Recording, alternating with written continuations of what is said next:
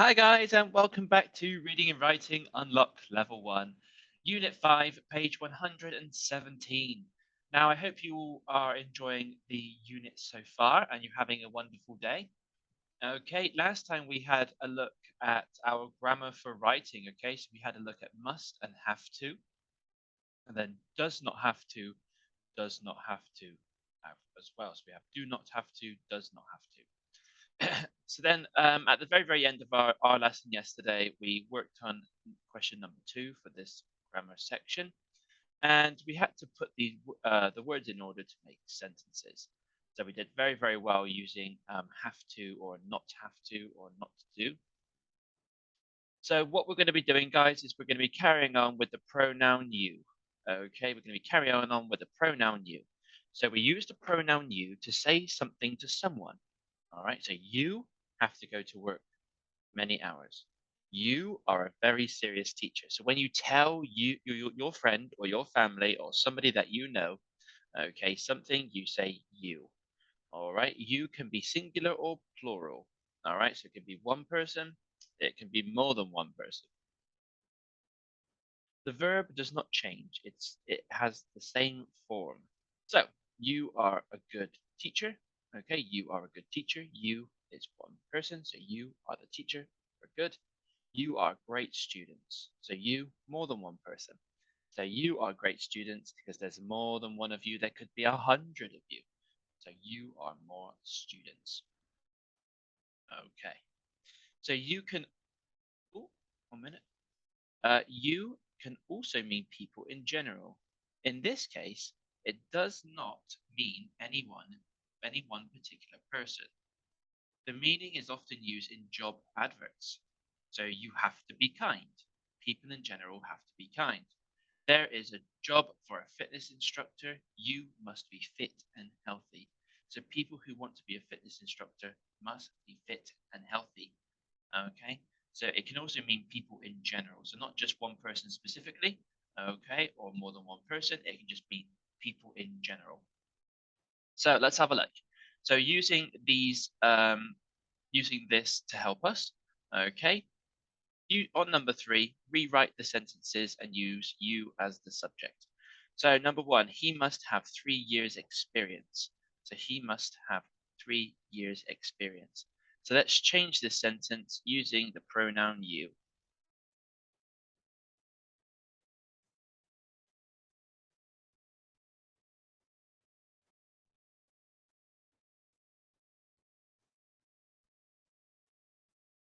Okay, then move on to number 2, number 3, number 4, number 5, and pause this, guys, if you need some time to do it as well.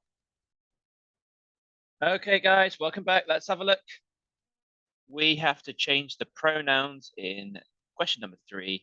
Okay, so let's have a look at some of the pronouns we can do. So, use the subject you. All right, so the pronoun here is he. So, I need to be able to see it. So, you must have 3 years experience. So, you must have 3 years experience. We change the pronoun he to you. So, it's telling it you. People in general, you must have. So she is kind and good with people. You are. You are. So we don't you is, okay? We always say you are. You are. Okay, you are, you have. Okay, so you are kind and good with people. So you are kind and good with people. You have a university education. Okay, so you have a university education. We change the pronoun we to the pronoun you. Excellent, everybody. Okay, number 4. They speak Chinese. You speak Chinese. You speak Chinese. And lastly, Alton and Elif speak Turkish. Okay. You speak Turkish. So you speak Turkish. Okay, guys, very, very well done. So you speak Turkish, lots and lots of interesting points there as well. So number 4, look back at reading number 2 on page 110. Circle the examples of you where it means people in general. Okay, so we're on page 117 now, so let's go back to 110. Okay, and we're going to circle the yous that mean people in general. Okay, so not just one person specifically, just everybody. Just everybody. So guys, pause the video, have a look at A, B, and C, circle the pronoun you, that means people in general, and then we will go through it together.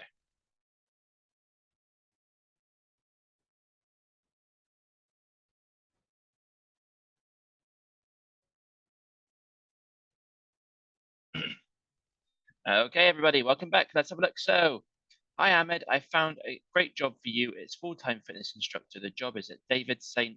Allen's Irish Gym in Manchester. You, so we're talking about you have to get up early in the morning. There are 12 students in the group. You have to be friendly and work be good at sports. So you is to everybody who is applying, and you don't have to work. You don't have to work on Fridays. Eric, I found a job for you. No, but this isn't the general, okay? Because she's saying, all right, that she's found a job for you. So this is for you. Okay. It's in Oslo, and I know you want to live there. That's not a general you, that's specific to Eric. The job is for software engineer, and they pay £4,150 per month.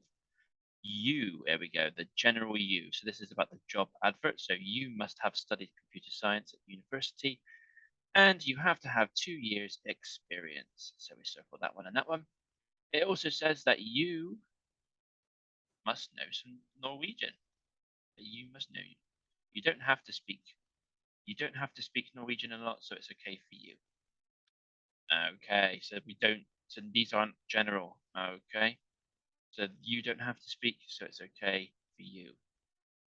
Let me know what you think. So this is specific to Eric. C, dear Daria, I hope you're well. I have a great job for you. So this is specific to Daria. I think you'll like it. It's in South Korea, and I know you love Korean food. Again, specific to Daria. The job is in Suncheon. It's a small city in the south of the country. The job is at a high school. You have to teach English. So this is the general rule. Okay, so you have to teach English and French to grades 10 to 12. You speak English and French and Russian. Okay, so this is specific to Daria. All right, this is specific to Daria because we can also see the addition of Russian because she speaks English and French and Russian. You don't have to speak Korean. Okay, so this is general. All right, so this is the general one because this is if from the advert. So you don't have to speak Korean. So this is a great job for you. Okay, this is specific to Daria. Okay, you have to work. You have to work many hours every day, but you are a very serious teacher. Okay, so you have to work many hours a day is a generalization. Okay, so that's to everybody who's doing it. And but you are a very serious teacher is this person, Ollie, complimenting Daria, saying that she is a very serious teacher. So there we are, guys. We have 1, 2, 3, 4, 5, 6, 7, 8, 9. We have 3 in each. We have 9 altogether. So well done, everybody, if you got those correct. If you didn't, not to worry. Just correct them and then go over it again. All right, so let's head back on over to page 117. Excellent. So we've just completed number 4 at the bottom. All right. So they were circling you as where it means people in general. So let's have a look at joining sentences on our academic writing skills section. Okay, we have simple sentences. A simple sentence has a subject and a verb. All right. So we have subject, verb, subject, verb. So you is the subject. We're talking about you. We're talking about a person or people in general or a group of people. So you are friendly. All right. So the verb is are. We have you are good with people. We have you as the subject and are as the verb. When the subjects and verbs in two sentences are the same, you can join these ideas with an and in one sentence. You only need the subject once. Okay, you are friendly. Okay, you are friendly and good with people. So not you are good with people. We can join those two together. Okay, we can join the two verbs together and replace it with an and. Okay, so let's have a look. This becomes you are friendly and good with people. So we can use an and to join two simple sentences together. So let's have a look at compound sentences. Okay, so when the subjects are different in two simple sentences, you can join these together with and in one sentence. This is called a compound sentence. You need both subjects and then you put a comma before and. Okay, so let's have a look. Subject and verb. So the pay is good. So the subject is the pay. The verb is good. Okay. And then our second simple sentence is the job is interesting. So we have the subject, the job, we have the verb is, okay, and then interesting. So what happens if we make this into a compound sentence? Let's have a look. So first of all, it starts off as the pay is good, the job is interesting. So there are two. If we were to join them together, we'd say the pay is good and the job is interesting. Okay, so we can also join these two together as well. So when we join two subjects, just like this, we can use and. So when the subjects are different in two simple sentences, you can join these together. All right. So when the subject is different, so the first subject is pay, the second subject is job, you can join these together, okay, and you can put a comma and join them together. But when they are the same, okay, when the subjects are the same in the two sentences, all right, we use just and. All right, so you can join two simple sentences together and join and. But when the subject is different, so the first subject is pay, the second subject is job, okay, we use a comma and then and. So it is important to have both simple and compound sentences in your writing. This makes your writing more interesting. So it's not good just having simple sentences. You need to mix it up and have some compound sentences thrown in there as well. So let's have a look at some of the examples given at the bottom, okay, for you to work out yourself. So rewrite the simple sentences. If the subjects are the same, join the ideas with and in one sentence. If the subjects are different, write the compound sentence with and, comma. You must be intelligent. You must be good with people. Okay, guys, so go through questions 1 to 5 for me, then come back and we'll go through the answers together. Okay, everybody, let's have a look. All right, then. So looking at these, you must be intelligent. You must be good with people. You must be intelligent and you must be good with people. So we know that the subject is still the same, okay? So we know that you must be intelligent. So they're talking about you. So you must be intelligent and good with people. So the subject is the same, okay? So they're talking about being good. This is how you are with people. This is the job, so the same as you. So you must be intelligent, okay, and good with people because the subject is still the same. You. Let's have a look. Number 2. You have to be healthy and you have to be strong. So same again, guys. So you have to be healthy and strong. You have to be healthy and strong, or and be strong. Okay, so you have to be healthy and be strong. Okay. Number 3, football players have to be fit and you are fit. So again, they are talking about the same thing. So football players have to be fit, and you are fit. Okay, next one, number 4. The job is to teach English. You are an English and French teacher. Okay. The job is to teach English. Remember those capitals. And you are an English and French teacher. So again, guys, the subject is the same. Okay. The subject is the same. So they're talking about teaching. Okay. And they are mentioning that they are mentioning that they are an English and French teacher. All right. So your job is to teach English. You are an English and French teacher. So the subject is about jobs and being a teacher. Okay. And we know that she is already. Number 5, you have to be good at maths. You have to be friendly. Okay, so we know that we're talking about a subject, maths, all right, and then we're talking about a completely different subject. We're talking about maths and friendly. So number 5 is you have to be good at maths, comma, and and and you have to be friendly. Okay. So, because these are two different subjects, all right, you have to use a different, you have to use the compound sentence, all right? So you have to be good at maths and you have to be friendly. Excellent, everybody. Well, very, very well done. So this is all about simple sentences, joining two simple sentences together using and compound sentences as well, two compound sentences. Okay, guys, very, very well done. Let's clear those away. All right, and let's move on to the next one. We're going to move on to page 119.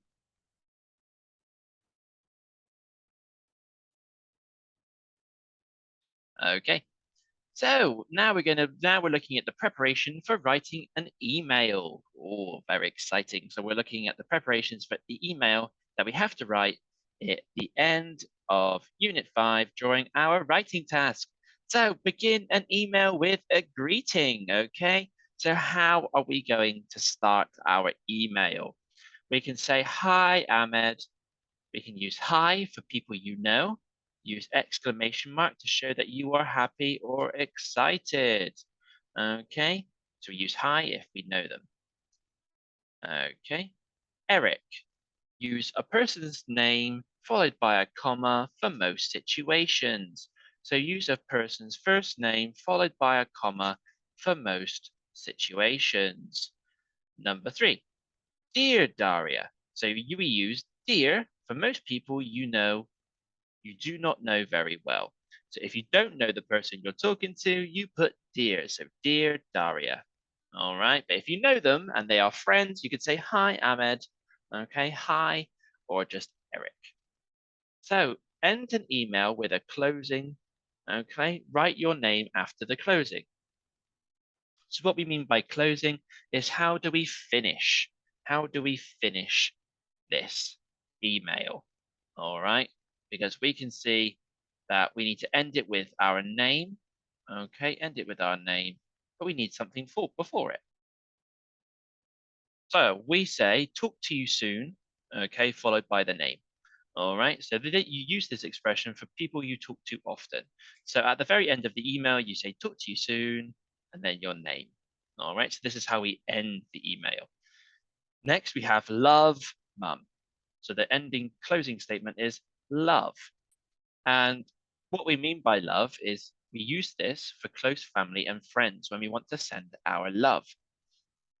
So you wouldn't use love, okay, if you're talking to a stranger, so somebody you do not know. You wouldn't use love. You would use something else. Another way to end it is you could say good luck. Good luck. So use this phrase to wish somebody good luck. You could also send someone sent all the best or kind regards. There are lots of ways to end it depending on who you're talking to and what message you're trying to portray.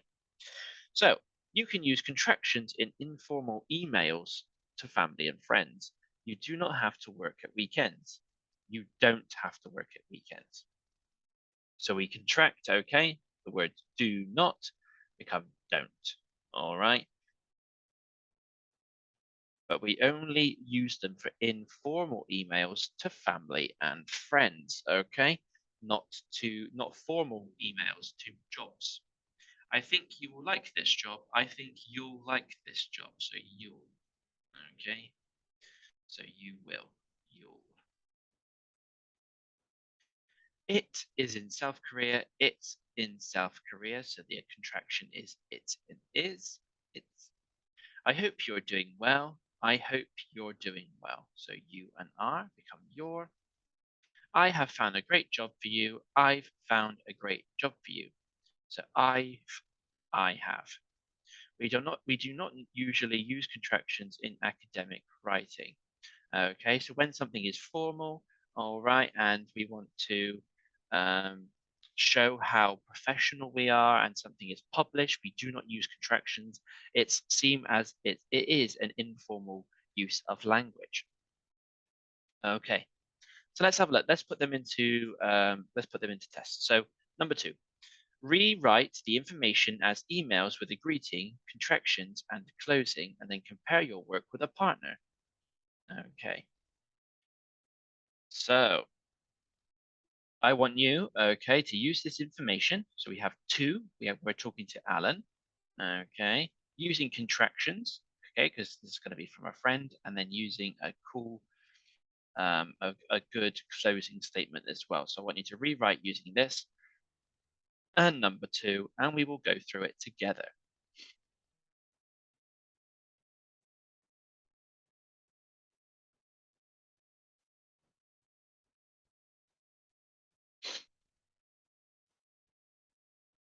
Okay, guys, pause the video if you need some more time. Okay. So we're going to be having a look at so to Alan, I am excited to see you. I think you will like my news. Okay, from Max. So let's make this bigger so you can see. Okay, so let me just make this bigger. Here we go, and let's make it orange. Here we go.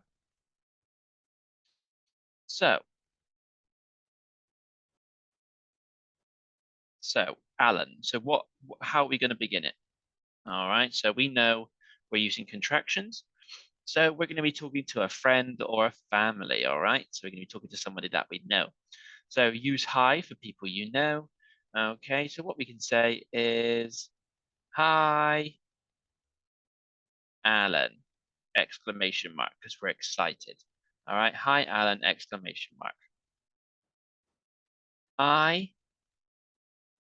Good. I am, so the contraction of I am is I'm excited to see you. Full stop. I think you all good. So you'll, so we're contracting you and will, you'll like my news. Exclamation mark because he's excited. And then we can say, talk to you soon, comma, or exclamation mark. And then ending it with, what's his name? That's it, Max. Okay, guys, so here is our answer for number 1. Okay, so this is the answer for number 1. Can I change the...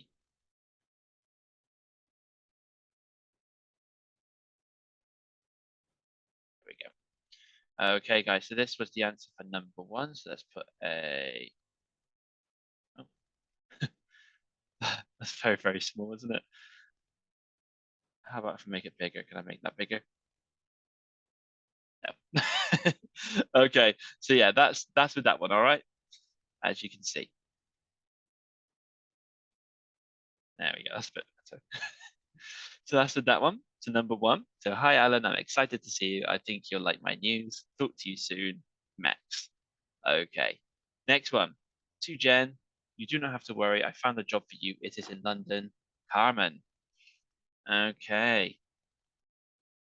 So let's have a look. Let's go this side, okay? Let's go this side. Let's put it over here. Let's put it on number 24. So again, we can say Jen, okay, Jen. Or if it's a friend, we can say, hi, Jen, question mark. They're excited.